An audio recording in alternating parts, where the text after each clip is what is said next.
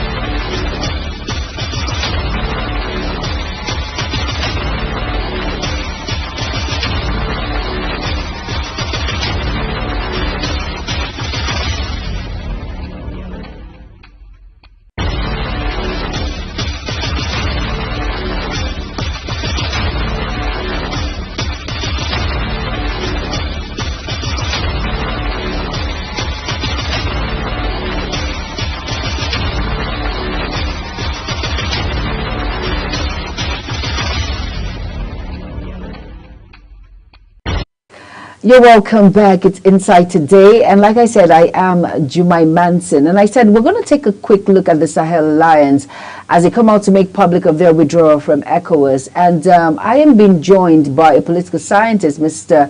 Moses Saleh. Good afternoon, Mr. Moses. Are you here with me now? Okay, I'll be joined by Mr. Moses Saleh, who will be joining me on the program. But let's just quickly do a recap of what I spoke about. And I said the aim of the economic community of West African states is to promote cooperation and integration, leading to establishment of an economic union in West Africa in order to raise the living standard of its people and to maintain and enhance economic stability. Yes, of course, to foster relations among member states and contribute to the progress and development. Of course, we now know that there's the latest Sahel alliance from ECOWAS bloc. Can we now say the aim of unity among African states is slowly falling apart with the impromptu withdrawal of these member states? And we're going to take a quick look at the Sahel alliance as they come out. They made public their withdrawal from ECOWAS. And yes, I am being joined by Mr. Moses Saleh, who is a political scientist. Good afternoon, Mr. Moses. Are you with me right now?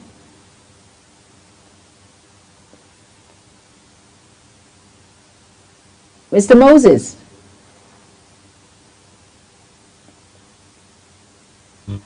Hello, Mr. Moses.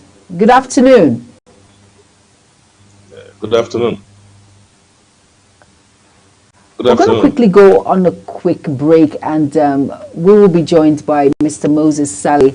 Stay tuned. It's Inside Today. Don't go anywhere. Hello, Mr. Moses. I can hear you. Good afternoon. Good afternoon, Mr. Moses. How are you doing today?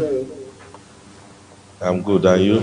I'm fine. Now, looking at the ECOWAS federal government to engage the alliance of the Sahel states, in your own view, do you think it's strategic or cowardly for the federal government to want to engage the three breakaway nations? It's not an out of cowardice. That's the right thing to do at this point because you know uh, the ECOWAS is made up of countries within the West African sub-region, and one of the reasons why they come together is to trade among each other and also to build peace and cohesion amongst each other. We know that what actually happened in these three countries you know that that is instigating them to withdraw from the union is as a result of the sanctions that were slammed on them due to the coup in their countries. So if they are now on the basis of that trying to withdraw their membership from the body, I think the right thing to do is to engage them in diplomatic negotiation, which I think what the government is talking about is the right thing to do at this point. Now, let's take a look at the sanctions that are placed on them. At this point, do you expect the three juntas to turn down the engagement offer of the federal government? I don't think they will turn down the engagement. Sanctions came on them because of what happened in their country when they toppled the democratically elected governments. And what they are asking them to do is to conduct the election to return the country to a democracy. I think that's what ECOWAS is asking them. And because they are not willing to do that, they are now looking for how they can, circumvent the process to be able to elongate their stay. But because if they are actually interested in returning the country to democratic rule, I don't see any reason why they will be running away from such a condition. You might conduct your election. If it's a security problem, it's not a permanent issue. Within the next 1 year, we will address the security problem. Within the next 2 years, we will address the security problem. Then we'll create the environment for election for a democratic transition. It's something. For them to, to outrightly reject whatever proposal that is coming from ECOWAS, I don't think that's the best way for them. The best way for them is to, come up with a transition plan that can, you can even give it 2 years transition plan, or you can give it 1 year transition, but depending on what ECOWAS is asking them to do. And on the basis of that, return the country to a democracy. Like yesterday when I was talking, I said military coups in West Africa is an aberration because there were protocols, there were agreements to that effect that outlawed military rule. So if they came in as a result of what transpired, if they came in because they felt that the security situation in their country is not all right, threatening the existence of their nation, and they came in, then they should be able to address it. Once you address it, and then you return the country to democratic rule. It's not something that you will do continuously and say that there's security and riding on the back of this security. You address if it is insurgency and terrorism. You focus on it within the next 6 months of your administration. You address them, or 1 year of your administration. You address them. Then the proper thing is done, because constitutionally, the military is not designed to provide national leadership in that capacity. It's not designed in that manner. So, for them to try to perpetuate themselves in office so that they can stay as long as they want to stay, they are trying as much as they can to see how they can pull themselves out of ECOWAS, because it appears that the pressure for them to conduct election is coming much from the ECOWAS. So they are trying as much as they can now so that they can be independent of ECOWAS and perpetuate themselves in office.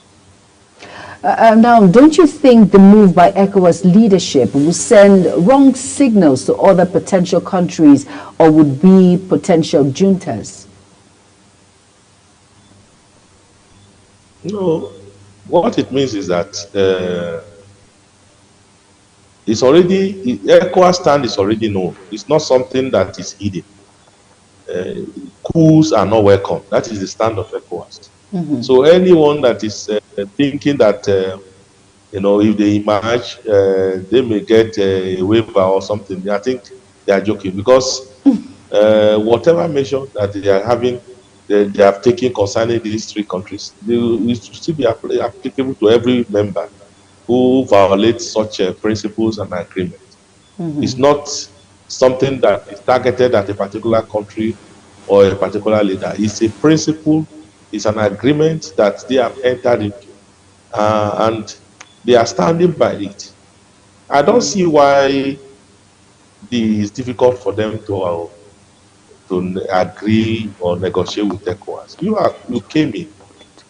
You came in and you rode on the back of the security situation in your countries. Agreeable. We know that terrorism and insurgency was ravaging countries. And they were not the only one. Even Nigeria, we have been suffering from such. But such situation has not happened in Nigeria. In fact, Nigeria had it even worse than them to some extent. But such situation didn't take place. So it's not something that you bring up overnight and say this and this and that. You address it, and if you have an elected government in place, what they should do is that the military support the government that is the government of the day. You support them to to equip you, to encourage you, to give you what is required, the necessary support, so that you can be able to fight. It's not by just toppling the government and you want to sit down there permanently and giving excuses. I don't think that should be the situation. I don't think that should be the case. They should address it properly. When you finish your operation, conduct election. Whosoever, if you are interested, if they are interested in the presidency, they can make themselves available. They can stand for election.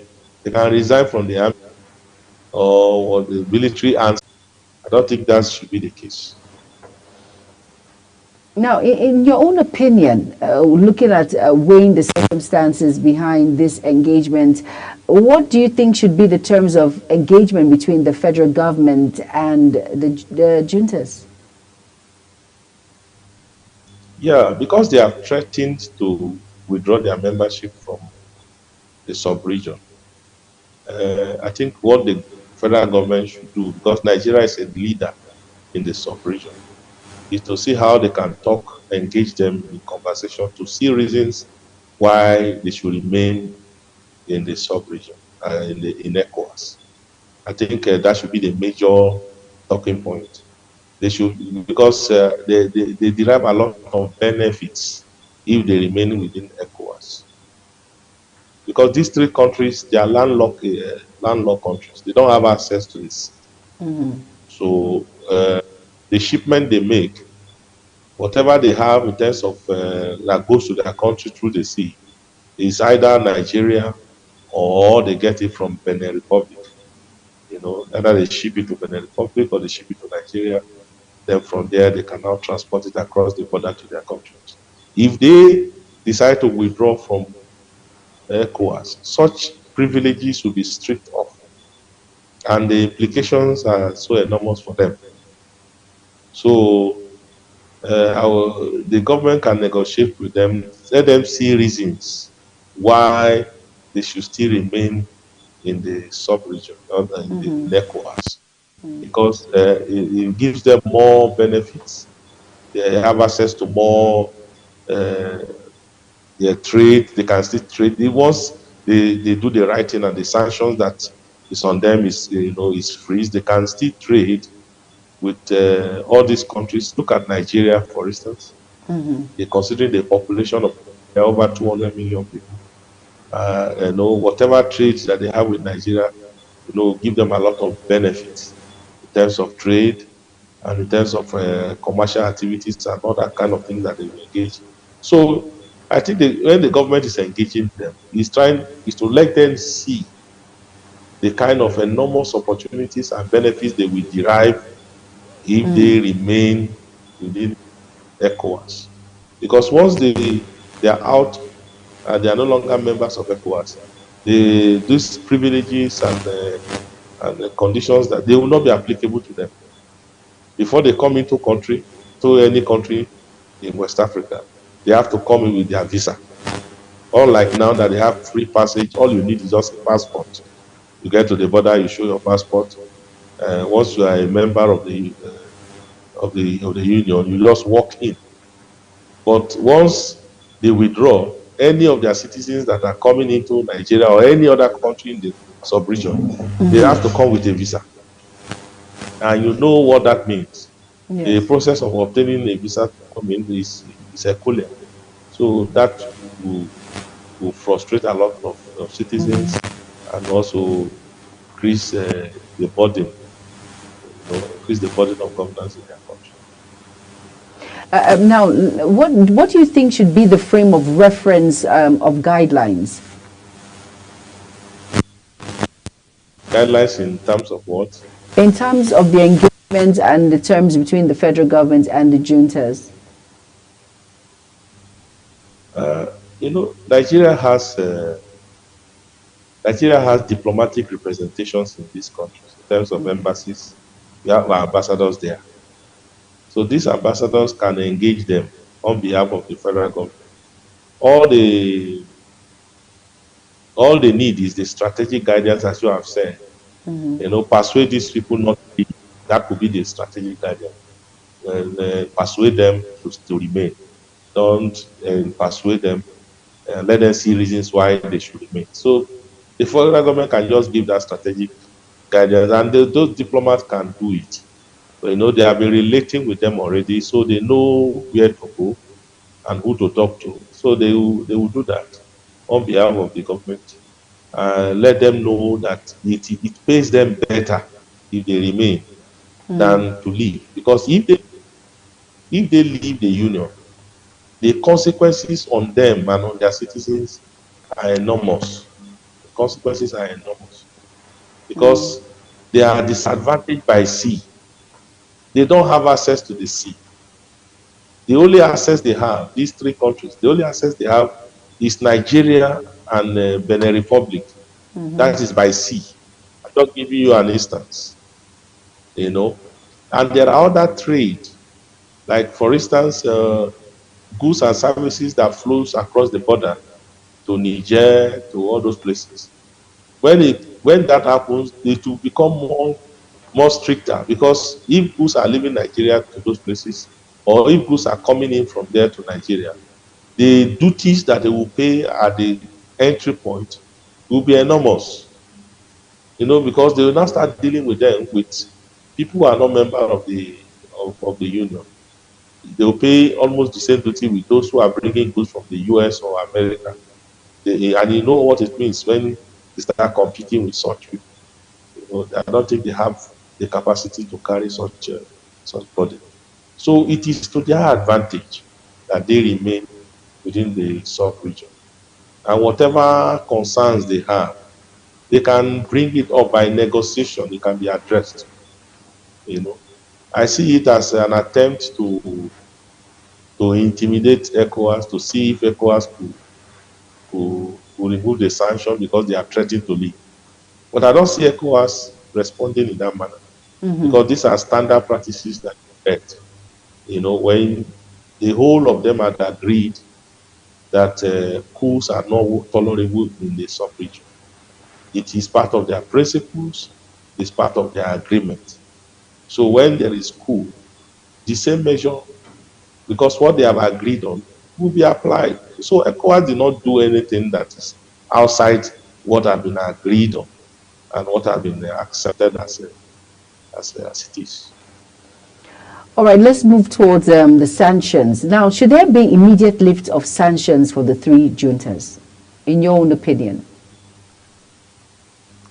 The only thing the only thing that will make the sanctions to be relaxed is for them to return the country to democratic rule, because they cannot be presiding over the country and expect those sanctions to be relaxed. They cannot, because what attracted the sanctions is because they came in through the military. So the only thing, once the country returns to democracy, those sanctions will be relaxed almost immediately. You know, that is why I encourage them to negotiate with ECOWAS on the timelines of returning the countries to democratic rule.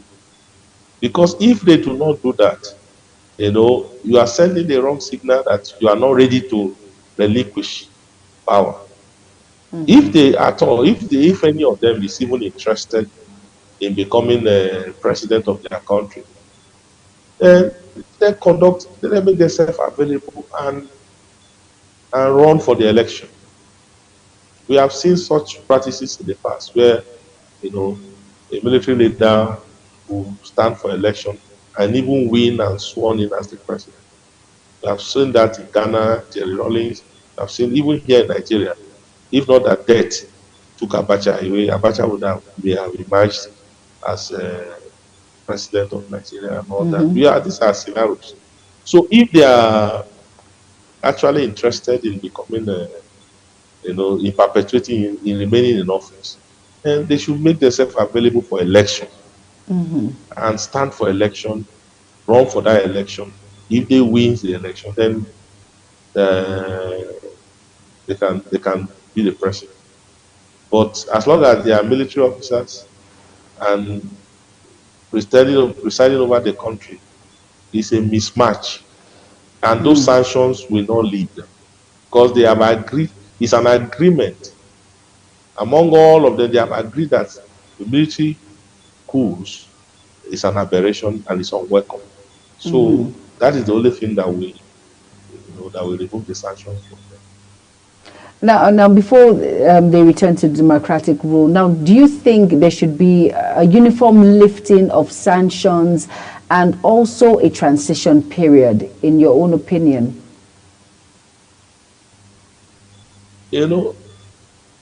That is why it depends on how they respond to returning the country to democratic rule. If country A, for instance, like the last coup that took place was in Niger. And before Niger came on board, there was Mali, there was Burkina Faso, then Niger. So out of these three countries, if Niger appears to respond urgently to election and conduct election and produce a democratic president, Niger may get its sanctions lifted quicker than others that did not do anything about it. It depends on how they respond to these things. Responding positively to this request, if they begin to do, even there are processes within the timeline that they may have. If they begin to address those things, for instance, now they agree on a timeline with ECOWAS that within the next 1 year, we are going to ensure that the country returns to the democratic rule. And they now began to implement those agreements. Maybe, for instance, we are going to clean up our voter register. We are going to allow political parties to begin to do campaign. We are going to allow this and allow that. And ECOWAS begin to see those things happening in their country. Some of these sanctions may be relaxed in one way or the other, because they are now responding positively to what they have agreed. But in this case, they have not done much. They don't even want to even discuss it. They don't even want to discuss it. They don't want it to be even on the table. So that is the reason why we are having this type of situation. So as they discuss it, and as they take steps to implement some of these agreements, then some of these sanctions can be relaxed in such a way to pave way for, to improvement of the economy of their countries. Now, with all of this, with federal government and of course the engagement with the juntas, when when everything comes into limelight, and let's say there is an agreement, and everyone agrees, and there is this roundtable discussion, and everyone is happy at the end of the day, how can ECOWAS gauge the sincerity of juntas at the long run? Yeah, that's another case, because if from their body language they are not really ready to negotiate with ECOWAS in terms of relinquishing power, and suddenly they now make a U-turn and say they want to do that now, it will bring about some level of suspicion, because like I said earlier, once they agree and they began to implement the agreement, and they begin to see those tangible results of the agreement that they have made, it will boost confidence, it will boost trust, and whatever fears that they have about each other may gradually be eroded.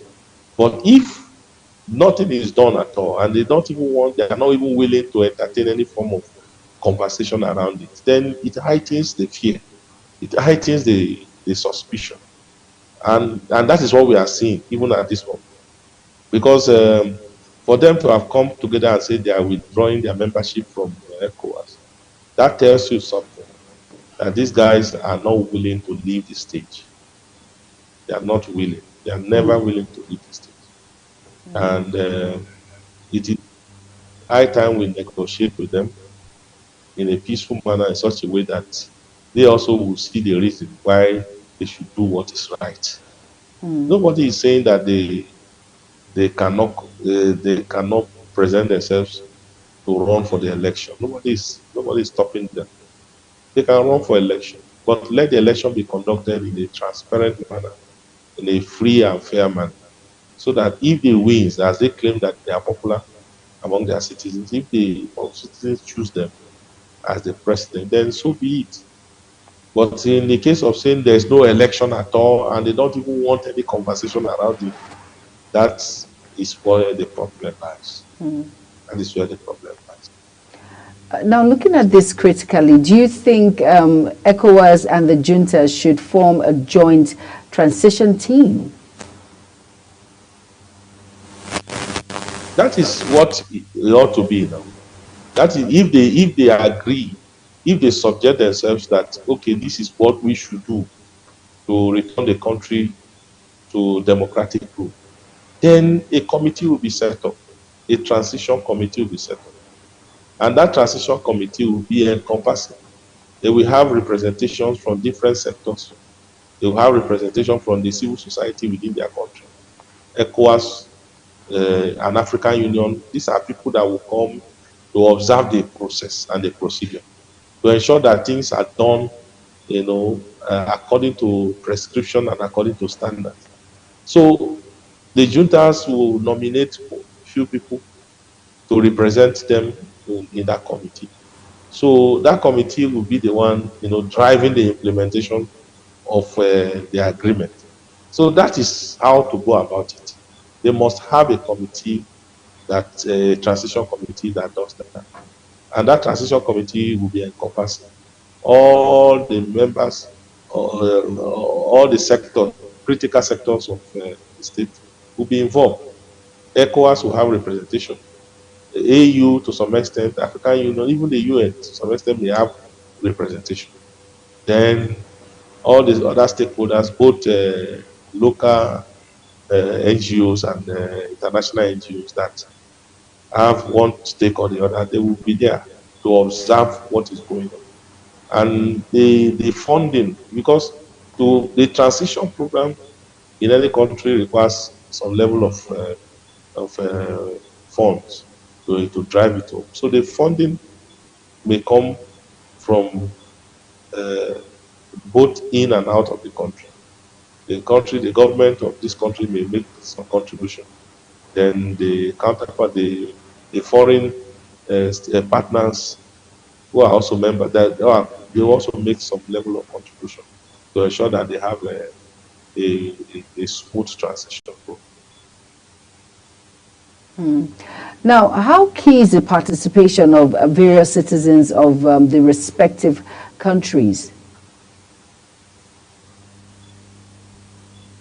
That is the key. That is the question. You see, the participation of their citizens is very, very important. Because if the military leaders are now saying we don't want to talk about anything that has to do with the election or transition, there may be voices in the country that do not subscribe to such thinking. But because it's a military rule, they may suppress those voices. Yes. They may suppress them in such a way that those voices are not heard. Even if they are trying as much as they can to be heard, they may not be heard because the military rule does not give room for such a freedom of expression and all that. So, for them to agree to a transition, the citizens will be mobilized for that cause. The committee, the transition committee, will mobilize the citizens. Politicians and political parties will mobilize citizens to participate. So citizens' participation is never a problem. It's never a problem because there are, structures in place that will mobilize citizens to, to participate actively. Some may come in. Uh, some's participation may just be to cast their vote and ensure their vote counts. Some may stand for election at different levels and all that. So citizen participation, is not an issue. The issue is that let the military leaders, agree to a transition. You know, once they agree to a transition and a committee is set up for that to drive the transition program, I think there will be no problem, much problem in terms of citizens participating. Now, with the impromptu withdrawal of the juntas, do you think there should be a stringent, or will I say strict measure before the admittance of new members into the ECOWAS? They only indicated interest to withdraw. They have not withdrawn. No, like I said yesterday, according to the ECOWAS Treaty, Article 91 of the ECOWAS Treaty, gives a period of 1 year. You give a notice that you want to withdraw from ECOWAS, and that notice will last for 1 year before you leave. It's not something that you just come out and say you are leaving and you leave the next day. It's not your village association. It's not something like that. It's an international organization like the UN, the African Union, the European Union. You don't just wake up overnight and say you are leaving and you leave. It doesn't work that way. Even though that they indicated, their intention to withdraw their membership, it's not even, it's until ECOWAS Secretariat receives the letter individually from them, not as a block, individually from these three countries, of their intention to withdraw. Then this letter, the Secretariat will now serve this letter to other members, to the remaining members, that to inform them of the intention of social country to withdraw from the Union. And that process will last for 1 year, 1 calendar year, before they are now granted the permission to leave. So what they did on Sunday is just to indicate their intention to leave. It's not immediate. It's not immediate. So within the 1 year that process will last, they will still be paying their dues and their obligations to ECOWAS. They will still fulfill whatever that is required of them to ECOWAS. So it's not something that they wake up in the morning and say we are leaving and they leave before the end of the day. It's going to take that long, because these are standard practices everywhere, all over the world. In the UN, it's the same thing. European Union is the same thing. African Union is the same thing. ECOWAS and other sub-regional associations, the same thing. So it's not something that they can wake up overnight to leave.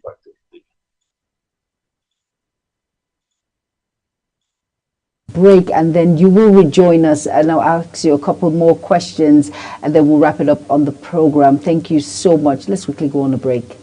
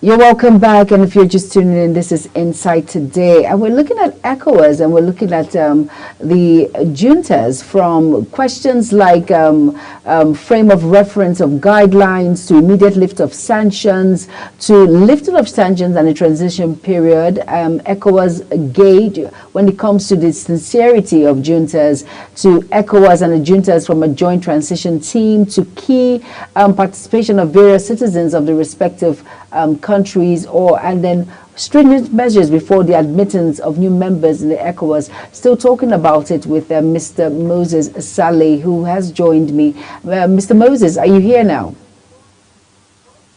Hello, Mr. Moses. Hello? All right, we've been talking about it back to back on very important needs that we need to know concerning the juntas. And the question is not an immediate thing, according to Mr. Moses. They still have to be among the members of Economic Community of West African States. The dues must be paid. It has to take a year. It takes a signature to actually for that removal. So that was like a stepping stone leaving ECOWAS. It is not immediate. So every other dues, sanctions has to be done when it comes to the juntas in question. And like I said, I've been joined by Mr. Moses Saleh, who is here throwing more light and intimating us on what it is when it comes to how key the participation of various citizens of these respective countries, the role that they play when it comes to the Economic Community of West African States. Like we know, it's military, it's military ruled. So their particular concept is key. All right, Mr. Moses, you're here with me. Thank you for joining back.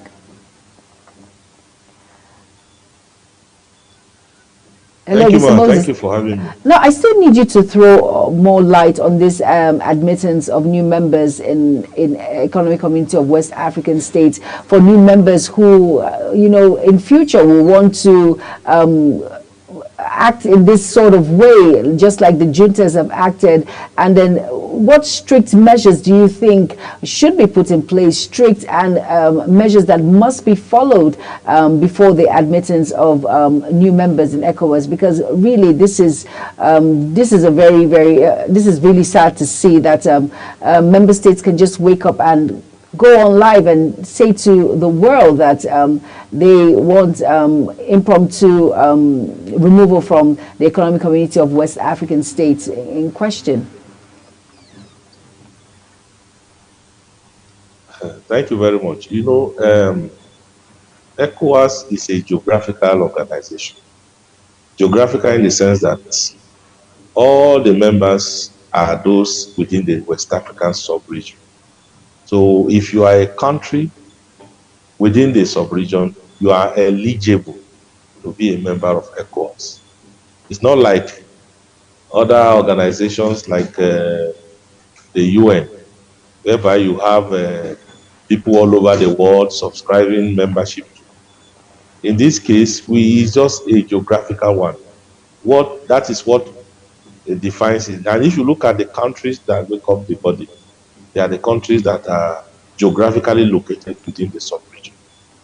The only attempt that we had a few years ago was Algeria, and Algeria proposing to be a member of the body, and that proposal was rejected, or it was kept in view because of its geographical location. Because if you look at it geographically, Algeria is in North Africa. Geographically, it's not within the West African sub-region. So for that reason, its application was kept in view, because ECOWAS has not expanded to the point whereby membership can be admitted from nations that are outside the West African sub-region. Until that happens, then we can now talk about coming up with conditions and for subscription that go beyond geography. But for now, what we have, or what has been in existence in the last 49 years, has to do with geographical association. Your geography, your geographical location determines your membership. And that is all we have, even as we speak. So for these countries, you shouldn't be surprised that they are taking this line that they want to exit from the association. The sanctions that have been slammed on them is really, really affecting them. In terms of trade, their economy is actually in shambles. So the threat to leave is just a response to what is affecting them. And they are not willing to do what is right. Because if they are willing to return these countries to democratic rule, I don't see any reason why they should be thinking of withdrawing their membership from the association. Because the association has not done anything that is outside what has been agreed. It was an agreement. It was an agreement that was taken by all the members of the association, that if they have situation of coup or military taking over leadership in these countries, these are the things that will be done. So ECOWAS has not done anything that is outside what has been agreed all these years. So in terms of making membership subscription stricter and all that, it does not arise, because what we have is that once you are geographically located within the sub-region, automatically you are a member, and that is what we have. So it is when we open up, maybe we open up and begin to admit members from other regions of Africa, or even outside Africa, then maybe the conditions for membership may change. But for now, that's what we have. The right thing, and looking at the engagement, the alliance of the Sahel, do you think there should be a retrospective punishment for the juntas to serve as a scapegoat to others? There was an attempt to,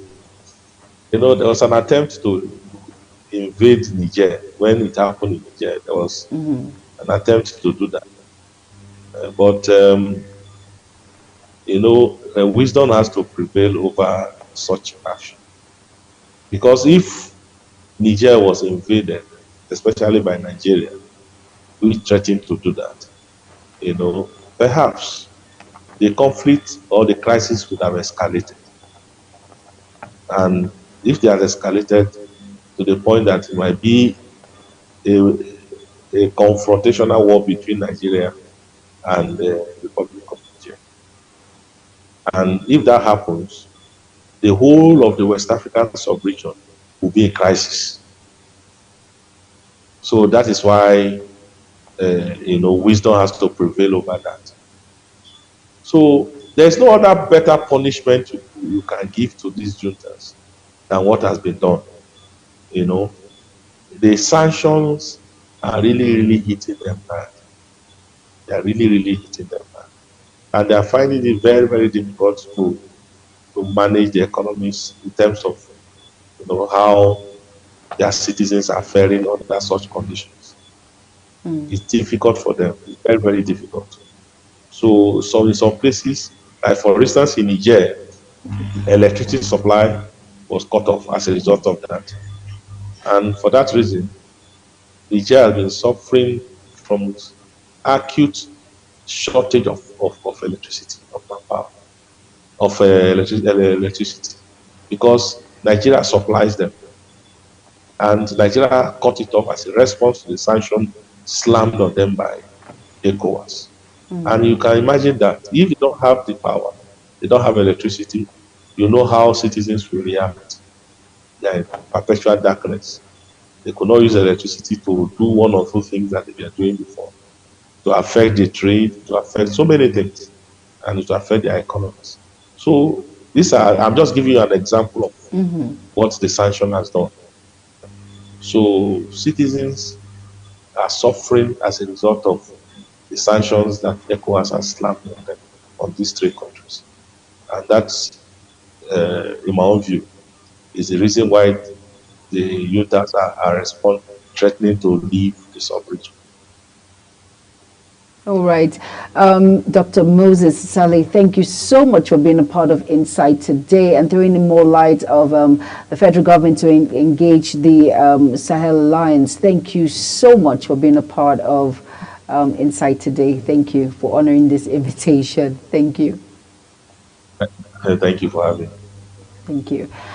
And with that, I have to call it a wrap on the program Insight Today. Hope Dr. Moses has thrown more light on the engagement by the federal government with the Sahel Alliance, and hope you've understood the step which it took, and for so many questions that were asked from leadership, the wrong signals, terms of engagement between federal government and the juntas, and from the frame of reference of guidelines, from the immediate lift of sanctions of the three juntas, and of course, uniform lifting of sanctions, transition period, from ECOWAS, the gauge, the sincerity of juntas, and of course, juntas form the joint transition team, to admittance of new members in ECOWAS, and of course the retrospective punishment for the juntas. Hope everything has been broken down and we practically understand, and let us see how this plays out.